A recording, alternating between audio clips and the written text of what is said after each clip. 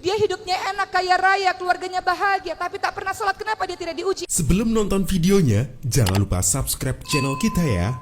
Lalu klik tombol lonceng, supaya tetap update video terbaru dari Evio Multimedia. Just relax and enjoy the video. Selamat menonton. Baik, Assalamualaikum warahmatullahi wabarakatuh.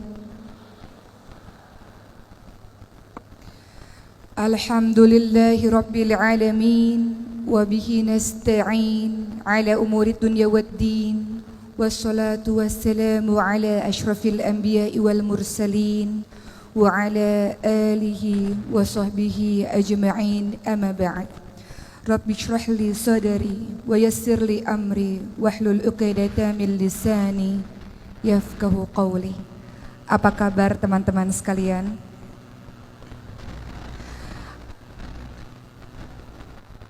Masya Allah, apa kabar jiwanya pada hari ini? Apa kabar iman pada hari ini? Sudahkah terisi dengan membaca ayat suci Al-Quran di qiyamu lail malam atau di pagi hari tadi? Apakah sudah di-charge keimanannya dengan senantiasa banyak berinteraksi dengan Al-Quran di hari ini? Teman-teman sekalian, ada banyak kisah mengenai para sahabat-sahabat Nabi yang berhijrah di jalan Allah Subhanahu wa taala.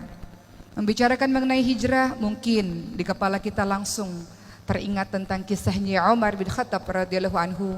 Mungkin teringat akan kisahnya Mus'ab bin Umair radhiyallahu anhu.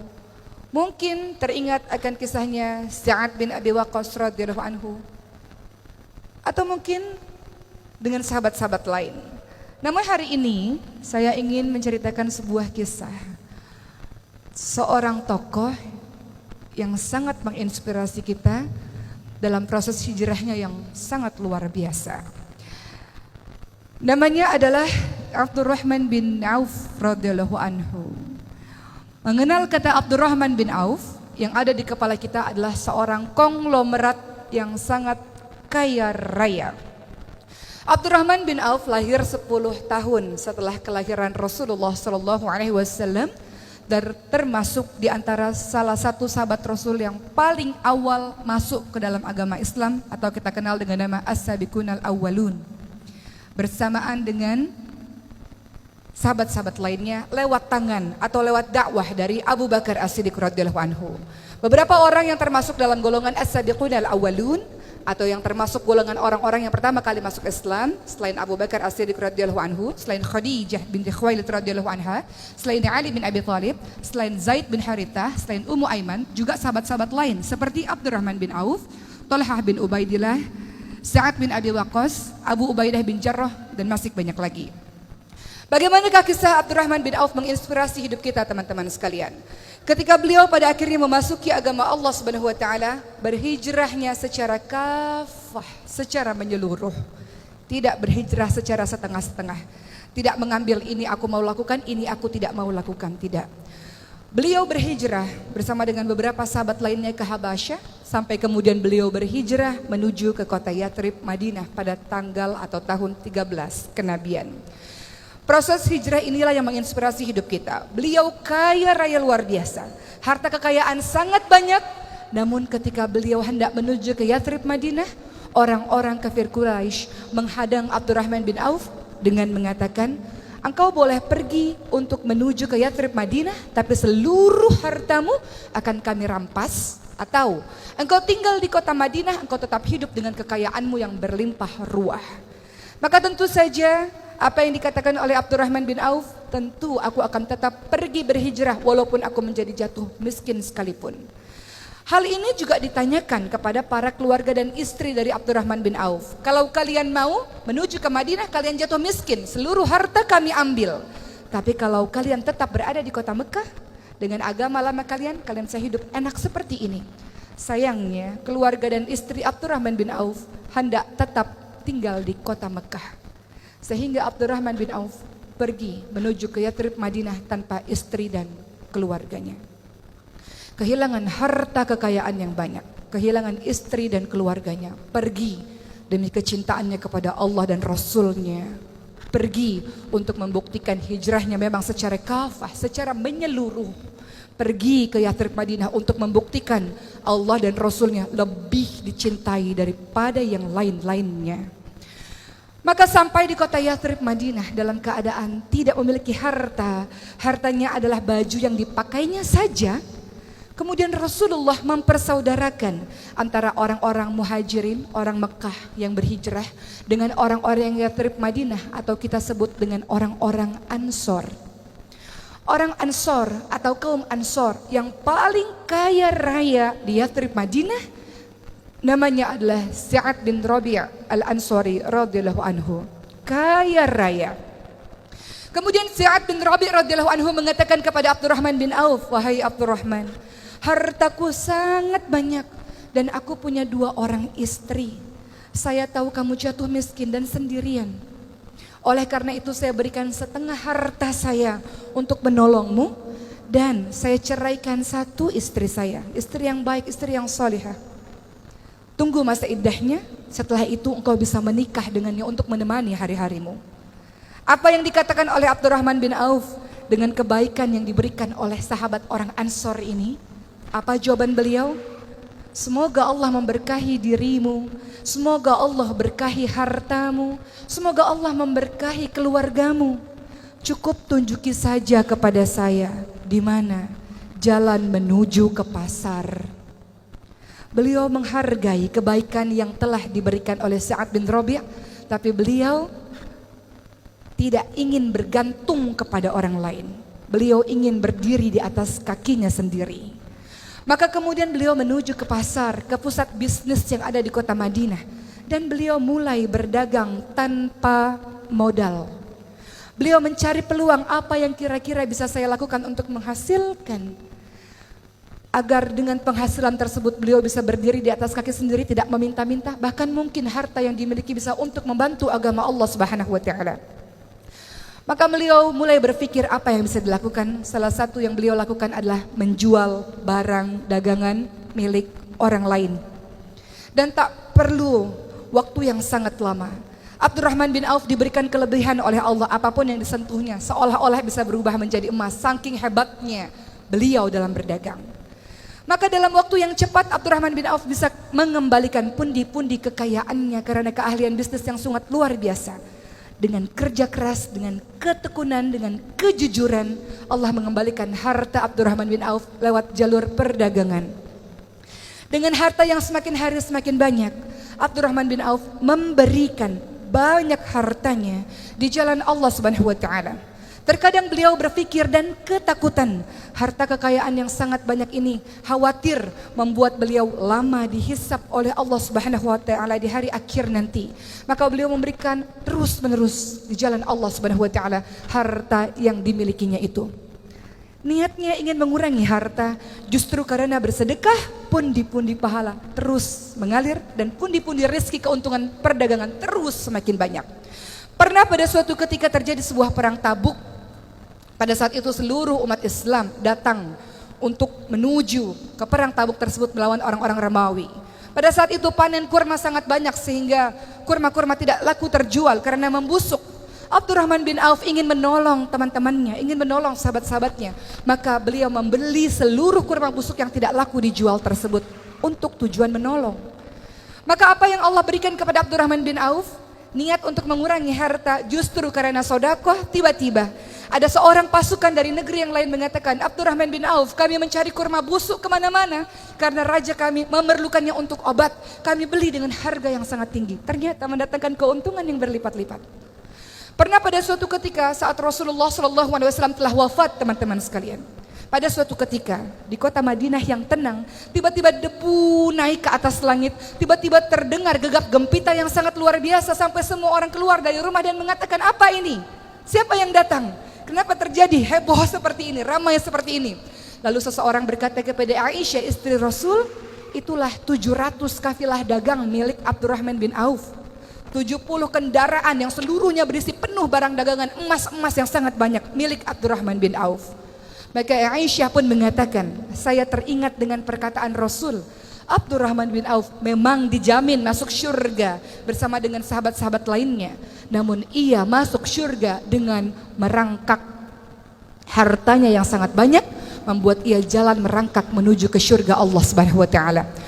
Mendengar hal ini, maka Abdurrahman bin Auf sangat ketakutan karena Allah berikan harta yang banyak kepada dirinya, diberikan lagi harta-hartanya di jalan Allah.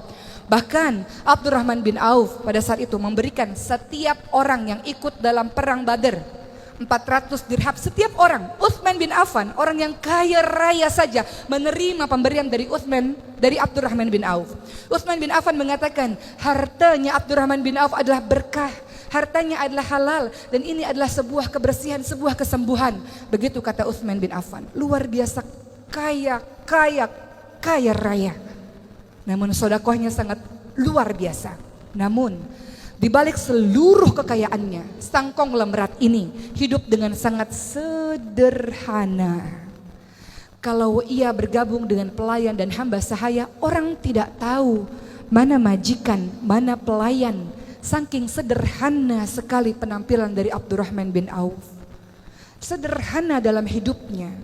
Pernah beliau berpuasa, kemudian diberikan makanan yang enak oleh anak-anak buahnya. Lalu Abdurrahman bin Auf menangis dan mengatakan, Mus'ab bin Umair adalah orang yang lebih mulia daripada saya. Namun matinya dalam keadaan kain kafan tidak cukup untuk menutupi tubuhnya. Ditarik ke kepalanya terlihat kakinya, ditarik kain kafan ke kakinya terlihat kepalanya. Hidupnya miskin seperti itu, padahal beliau adalah orang yang sangat mulia. Hamzah bin Abdul Muthalib orang mulia, cuma matinya, wafatnya juga dalam keadaan tidak berharta, dalam keadaan mengenaskan dalam perang Uhud. Rasulullah di detik-detik wafatnya juga bersama dengan keluarganya tidak pernah memakan makanan yang enak. Saya khawatir kebaikan ini disegerakan oleh Allah di dunia, kenikmatan ini disegerakan oleh Allah di dunia, sedangkan saya tidak tahu bagaimana kedudukan saya nanti di hari akhir. Jadi beliau menangis ketika harta kekayaan makanan enak diberikan di hadapannya, takut luar biasa. Abdurrahman bin Auf bukan orang sembarangan. Tidak hanya sekedar konglomerat, beliau adalah orang yang juga ikut berperang di jalan Allah. Beliau ikut perang Badar, beliau ikut perang Uhud, beliau ikut seluruh peperangan yang dilakukan oleh Rasulullah SAW. Tidak hanya ikut berperang, tapi beliau juga adalah orang yang senantiasa berdakwah, mengajak orang lain kepada agama Allah Subhanahu wa taala. Pada saat zaman Umar bin Khattab mengumpulkan beberapa sahabat, 6 orang untuk menjadi pengganti setelah nanti beliau wafat. Salah satunya adalah Abdurrahman bin Auf, dan seluruh sahabat menunjuk Abdurrahman bin Auf yang paling layak menggantikan Umar bin Khattab. Apa kata Abdurrahman bin Auf? Saya mengundurkan diri untuk menjadi salah satu calon dari khalifah. Beliau tidak mau. Beliau merasa sahabat-sahabatnya jauh lebih mulia dibanding dengan dirinya, walau semua orang menunjuk kepada dirinya. Beliau mengundurkan diri, dan kemudian para sahabat mengangkatnya menjadi seorang hakim. Yang apabila Abdurrahman bin Auf menunjuk seseorang, maka para sahabat pun akan mengikuti perkataan dari Abdurrahman bin Auf. Maka Abdurrahman bin Auf menunjuk Utsman bin Affan untuk menjadi pengganti dari Umar bin Khattab, dan para sahabat pun setuju dengan pilihan sahabat yang mulia ini. Waktu terus berjalan sampai usia ke-75 tahun di detik-detik wafatnya. Aisyah datang kepada Abdurrahman bin Auf dan memberikan sebuah penawaran yang tidak pernah Aisyah katakan kepada sahabat yang lain. Wahai Abdurrahman, kalau engkau nanti kembali kepada Allah, jenazahmu akan dimakamkan bersebelahan dengan Rasulullah, bersebelahan dengan Abu Bakar, bersebelahan dengan Umar bin Khattab radhiyallahu anhu. Saking mulianya orang ini. Lalu Abdurrahman bin Auf mengatakan, tidak ya Aisyah, aku merasa tidak pantas disandingkan dengan sahabat-sahabat yang mulia. Biarkan aku dimakamkan bersebelahan dengan sahabatku Utsman bin Maz'um, sahabatku. Biarkan aku dimakamkan di tempat yang lain saja, tidak berdampingan dengan Rasulullah, Umar maupun Abu Bakar As-Siddiq radhiyallahu anhu. Dan beliau pun wafat dalam keadaan sebagai orang yang namanya dikenang sepanjang masa hingga hari ini. Abdurrahman bin Auf mungkin tidak sepopuler sahabat-sahabat lainnya, tapi begitulah kisah dahsyatnya yang terekam di dalam sejarah tinta emas, sejarah Islam yang luar biasa ini teman-teman sekalian. Dari kisah Abdurrahman bin Auf kita mendapatkan banyak pembelajaran yang kita refleksikan dalam kehidupan kita yang sekarang. Abdurrahman bin Auf berhijrah di jalan Allah Subhanahu wa taala, mengorbankan banyak hal. Ia jatuh miskin mulai dari nol, ia ditinggalkan keluarganya, luar biasa. Namun kokoh berdiri tegak untuk berhijrah menjadi orang yang lebih baik. Ia meninggalkan kampung halamannya, ia meninggalkan orang-orang yang dicintainya demi kecintaannya kepada Allah dan Rasulnya. Maka sepanjang hidup kita memang tugas kita adalah berhijrah. Kenapa? Karena diri kita dari hari ke hari harus menjadi diri yang lebih baik dari hari sebelumnya. Dan itu adalah hijrah. Minadz dzulumat ilan nur, dari kegelapan menuju kepada cahaya Allah. Minal jahiliyah ilal hidayah, dari kebodohan menuju kepada hidayah Allah Subhanahu wa taala. Dari malas menjadi semangat, dari bodoh menuju ilmu, dari dada yang sempit menuju dada yang lapang. Hijrah. Namun dalam setiap proses hijrah tidak mudah. Harga syurga sangat mahal. Tidak bisa dimasuki oleh orang-orang yang tidak terbukti pengorbanannya di jalan Allah Subhanahu wa taala. Perhatikan surah Al-Ankabut ayat 2. Ahasiban nasu ayyutraku ayyakulu amana wa hum la yuftanun.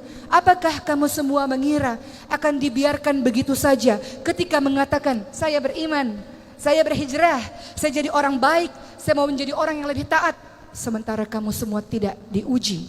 Begitu kata Allah. Maka Allah akan memberikan berbagai macam ujian di dalam kehidupan kita, dalam proses kita ingin jadi orang yang lebih baik. Walanabluwannakum bisyai'in minal khaufi wal ju'i wa naqsin minal amwali wal anfusi wath thamarat wa basyirus sabirin. Allah pasti akan menguji kalian semua dengan ketakutan, kata Allah, dengan kelaparan, dengan kekurangan harta, kekurangan jiwa. Ada orang-orang yang kita cintai akan Allah ambil, cabut nyawanya untuk kita merasa kehilangan. Dan Allah akan uji dengan kekurangan buah-buahan. Bisa saja engkau berkebun kemudian engkau tidak panen, atau bertahun-tahun engkau menikah tidak dikaruniai buah hati. Ujian. Wabasyir sabirin, beritakan kabar gembira untuk orang-orang yang sabar. Sabar dalam proses hijrah ini. Sabar dibagi menjadi 3. Sabar dalam menghadapi ujian Allah, sabar dalam menghadapi meninggalkan kemaksiatan, dan sabar dalam melakukan kebaikan-kebaikan. Alladzina idza asabatuhum musibatun qalu inna lillahi wa inna ilaihi raji'un. Orang-orang yang sabar, orang-orang yang paham, semua yang ada pada dirimu bukan milikmu. Hartamu bukan milikmu, kehebatanmu, ilmumu bukan milikmu, Allah yang berikan kepadamu. Kesehatanmu bukan milikmu, Allah yang berikan kepadamu. Sewaktu-waktu Allah bisa ambil mendadak begitu saja, dan engkau harus siap. Inna lillahi wa inna ilaihi raji'un. Bahwa semuanya milikmu ya Allah. Engkau ambil sewaktu-waktu, kami siap ya Allah. Begitulah yang disebut sebagai orang-orang yang sabar.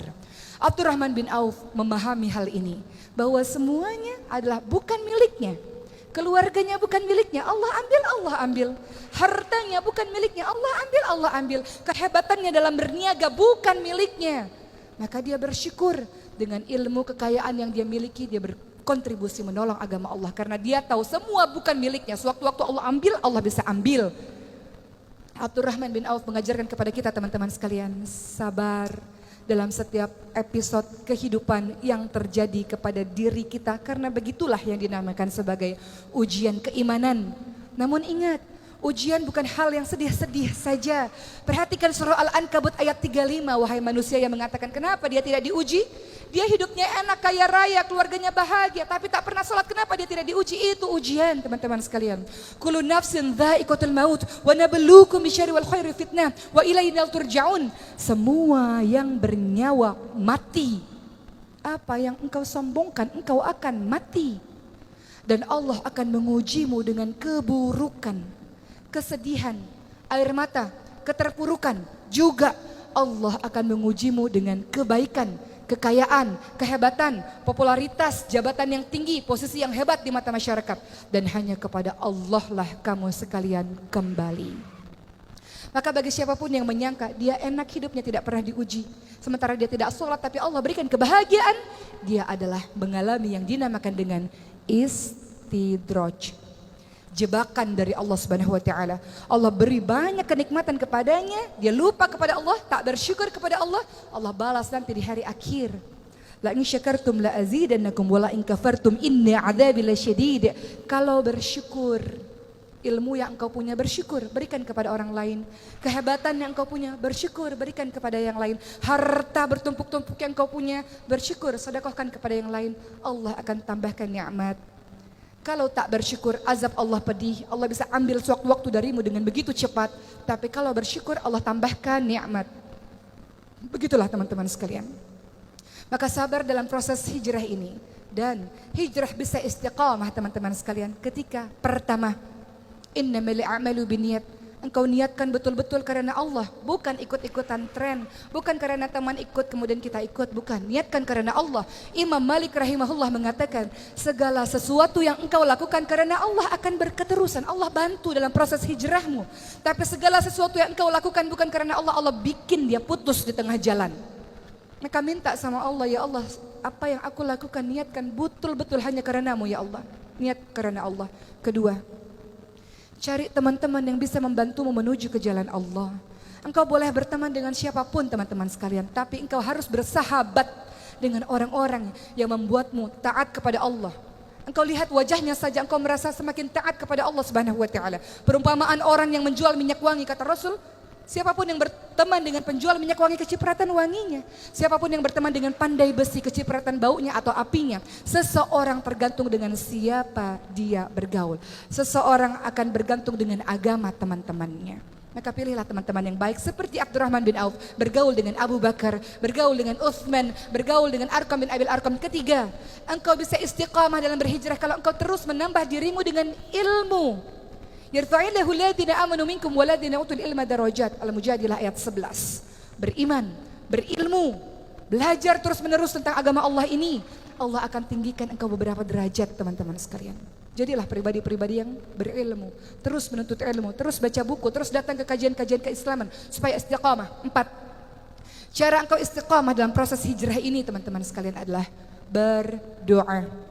Rabbana la tuzigh qulubana ba'da idh hadaitana wa hab lana min ladunka rahmah innaka antal wahhab. Ya muqallibal qulub tsabbit qalbi ala dinik. Ya muqallibal qulub tsabbit qalbi ala taatik. Wahai Allah, jangan kembalikan kami ke dalam kehidupan kami yang penuh dengan kesesatan. Jangan condongkan hati kami kepada kebodohan di masa lalu. Jangan condongkan hati kami kepada kebodohan, keburukan, kezaliman di masa lalu. Setelah engkau berikan petunjuk kepada kami, wahai Allah yang maha membolak-balikkan hati, tetapkan hati kami ya Allah atas keimanan kepadamu ya Allah. Berdoa teman-teman sekalian, karena kita tidak pernah tahu. Tidak ada yang bisa menjamin sesoleh-soleh orang bisa saja dia mati dalam keadaan su'ul khatimah. Maka berdoa kepada Allah, minta pertolongan kepada Allah, agar ketika engkau berhijrah dengan susah payah ini, ketika engkau tinggalkan apa-apa yang dibenci oleh Allah dengan susah payah ini, Allah jaga engkau dengan keistiqamahan hingga akhirnya Allah panggil engkau dengan kalimat, ya ayyuhan nafsul mutmainnah irji'i ila rabbiki radiyatan maradiyah fadkhuli fi ibadi wadkhuli jannati. Wahai hamba-hambaku, masuklah ke dalam golongan hamba-hambaku, masuklah ke dalam syurgaku. Wahai jiwa-jiwa yang tenang, Allah Subhanahu wa taala menginginkan agar jiwa-jiwa yang tenang kita ini, yang kita berharap termasuk dalam golongannya, dimasukkan ke dalam syurganya Allah Subhanahu wa taala. Allah ingin kita termasuk golongan hamba-hambanya yang dipanggil dengan kalimat wahai jiwa-jiwa yang tenang. Mati kita nanti, kita berharap husnul khatimah. Jiwa-jiwa yang tenang, yang ruhnya diambil oleh malaikat seperti kendi yang mengucurkan air dengan lembut, dan ruh itu dibawa ke langit dan pada akhirnya merasakan kenikmatan syurga Allah Subhanahu wa taala. Maka teman-teman sekalian, pada akhir tausiah saya pada hari ini, kita kembali mengenang kisah Abdurrahman bin Auf dengan keistiqamahannya, dengan tawadhu'nya yang sangat luar biasa. Tawadhu, rendah hati di hadapan Allah Subhanahu wa taala, rendah hati di hadapan para manusia-manusia lainnya. Jangan engkau berlaku sombong. Wa ibadur rahmanil ladzina yamshuna 'alal ardi hauna wa idza khatabahumul jahiluna qalu salama. Hamba Allah yang Maha Pengasih adalah mereka yang berjalan di muka bumi ini dengan tawadhu, dengan rendah hati, Dan ketika ada orang-orang jahil menyapa mereka, qalu salama, ucapkan kalimat-kalimat yang baik, ucapkan kalimat-kalimat yang penuh dengan kesantunan. Jadilah hamba-hamba Allah yang menolong agama Allah sebagaimana Allah menolong kehidupanmu berkali-kali, teman-teman sekalian. Jadilah seorang hamba-hamba Allah yang kokoh dalam keimanannya, sabar untuk jadi orang-orang baik, dan ajak teman-temanmu untuk menjadi baik bersama-sama. Karena engkau semua, kita semua digelari dengan kalimat kuntum khairu ummah ukhrijat linnas ta'muruna bil ma'ruf wa tanhauna 'anil munkar. Kamu sekalian adalah umat terbaik yang dilahirkan untuk manusia, yang punya tugas mengajak manusia lainnya kepada kebaikan dan mencegah manusia lainnya kepada keburukan. Selamat menjadi diri yang istiqamah, selamat menjadi diri yang sabar insyaallah, dan mudah-mudahan kita semua termasuk golongan hamba-hamba Allah yang masuk ke dalam syurganya Allah bersama para nabi, orang-orang yang siddiq dan orang-orang yang saleh insyaallah. Wabillahi taufiq wal hidayah. Wassalamualaikum warahmatullahi wabarakatuh.